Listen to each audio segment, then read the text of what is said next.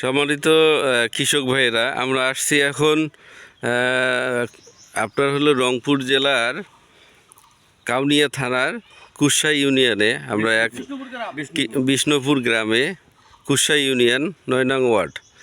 এখানে এক চাষিকে আমরা আর এম রাসেল স্যার সহকারে এসে আমরা কুশাই ইউনিয়ন সরকারি প্রাথমিক বিদ্যালয় মাঠে আমরা একটা কৃষি সেমিনার করছিলাম, এক সপ্তাহ হয়।